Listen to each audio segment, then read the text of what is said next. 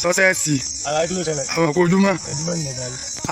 kí ló wá ń ṣe kí ló ń ṣe mo ní kí ló ń ṣe yìí. Ó fi agolo búrẹ́dì bó ṣe wọ́pọ̀ lọ́wọ́ mi tó ti mú un fọ́. agolo búrẹ́dì kí la béèrè lọ́wọ́ ẹ̀ kí ló ń sọ báyìí èwo la béèrè àbọ̀rọ̀ béèrè mọ́ fún yàn nìkan béèrè tí ò dá mọ́. Èwo la mọ̀ràn bí ní Ọ̀yọ́? Orí pápá lọ́wọ́ mi tí mò ń rìn jẹ́jẹ́ mi ò tún bí mi léèrè pé kí ni mò ń ṣe. Mò ń wò pé tí n bá ti fọyín tán kí n lọ wẹ̀. Tí n bá ti wẹ̀ tán kí n kọrí Ìgbòho ni. Ìgbòho mo ń lọ. Ìgbòho mọ̀ rẹ̀. ìsìndè bẹ́ẹ̀ rí o. Òní 26 of September. Ó ní blessing Abọ́lárìnwá kí àbí ìsọjọ́ bí ẹ̀. Ọmọ Ìgbòho ni.